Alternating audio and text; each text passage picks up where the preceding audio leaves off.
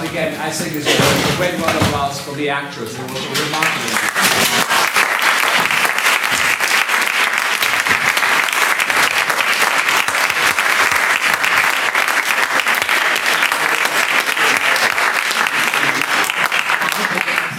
And then once the 5 minutes are over, we have to move out fast, but sit down here first. And maybe we take the logo out. Tell us about the play. Where does it come from? It's part of a trilogy, actually, this play. The first part is a play called Rizwan, and it's based on a book of poems. A poem called Agha Shahid Ali, the Kashmiri American poet he wrote. And the book was called A Country Without a Post Office.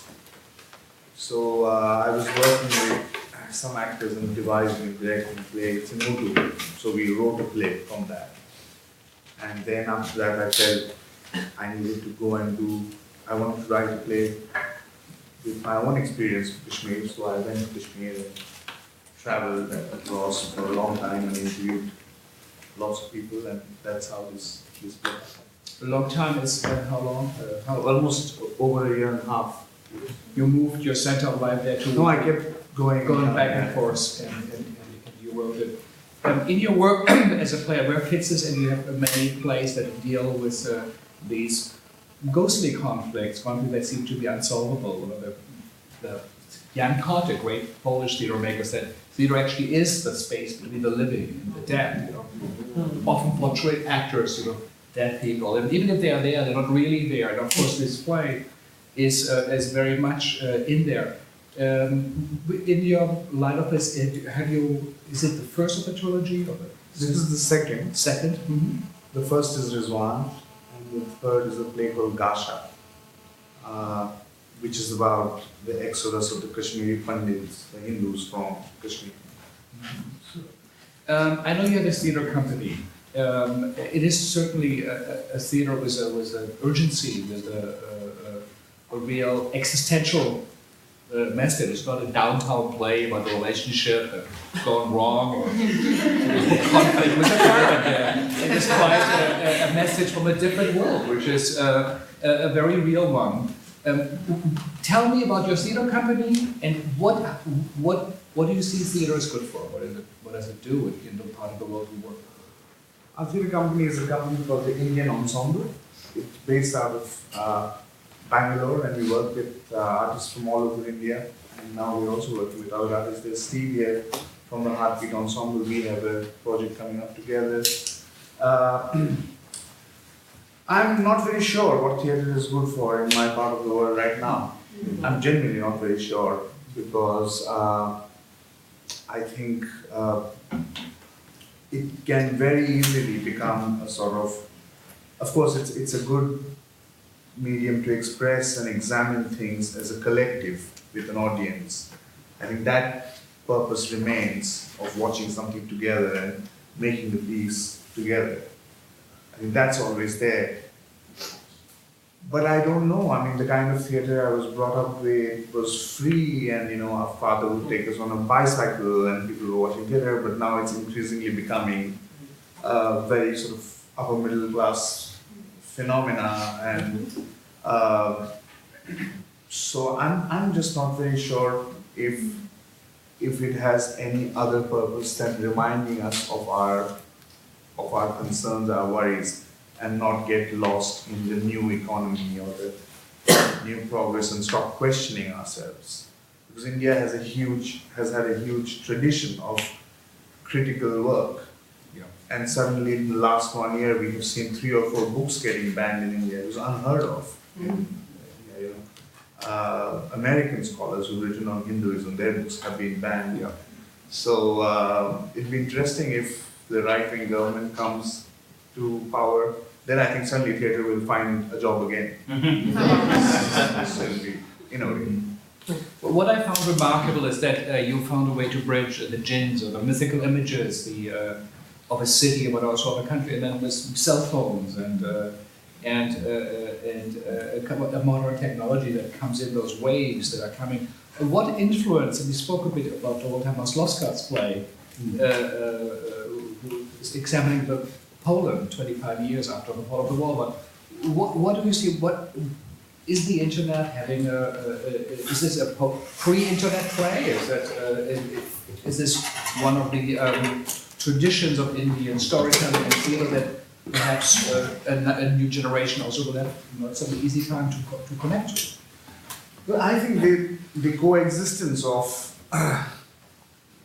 mosques, temples, and the internet is just there in India all the time. It's not even a conscious thing. And so like there in Delhi, there's a temple called the Hanuman Visa Temple, where people who have applied for a US visa go to this Hanuman temple, and on Tuesdays they put 5 rupees and say, can you please give me a visa? And I don't know what's the success rate. And it's a completely modern thing. So if this goes, I'm really interested in any culture, any civilization where this kind of thing coexists. I just find it more interesting dramatically than ones where it doesn't coexist. But I have to say that the internet, for example, I don't know what the fuss is about, because in India the internet is not really as much as we believe it is. It's only in sort of maybe 10 cities that it's there, but a large part of the country doesn't even have toilets at the moment. But that's not the story that we want on Facebook.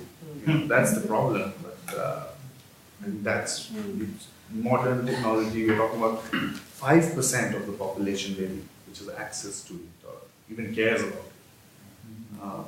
So yeah. Yeah, it is quite a great addition. We had the great Vijay Tendulkar once here, who talked about the sort of his father, who was part of an amateur theatre company, and that's how he came to the theatre and wrote his work in a Prakchin tradition. And also you were discussing, I think, the great questions about life and death, about revolution and uprising and saving one's own life and the wish for a better future in Brazil or whatever it is. So it is really a remarkable work. As the last question, we hear now your voice coming from India. What voices come to India? What do you listen to? Or what are your influences as a theatre maker when it comes to world theatre? Where do you look to? Recently, actually, there have been a lot of influences from other countries than England. Very recently. Actually, what happens in India is this. There are 3 people. One is the Goethe Institute, one is the British Council, and the third is the Alliance Française. And depending on whose director is more active, and who sort of, who has better contacts and who has better phones, they try to get more number of people. Now the Japan Foundation has been a bit excited about India for the last 3-4 years, so there's some Japanese plays. But most of the influence really has been by traveling a lot within India, because there are so many forms of theatre within India, and by traveling outside. Unfortunately, the work that goes to India, more often than not, is the work that can be sent with less money. Yeah. So it's the stuff that is not playing in the main theatres of Berlin. It's the stuff that you can send with like a headphone and a tape recorder. You send it to India. But that's where I've seen it even in Bangladesh and all. It's a certain kind of imperialism at work. Definitely. Yeah. It's interesting. There's no America House you mentioned. I think this is something where America, or everybody also can think there is a real influence that can be done as a soft power or cultural diplomacy. And again, thank you for your play, which is a cry for humanity, this truly devastating conflict where there seems to be no hope, the bridges that cannot be built, but I think in a way, these conflicting ideas, which cannot come and go in the theatre, it can. You put it together as voices. And I think this is one of the great attributes that theatre does have, and I think you really took us for a moment to a place we would not know about, really we would not experience it. I think it was wonderfully, greatly acted and also wonderfully put together. So thank you all, and hope to see you again next year. Do this again.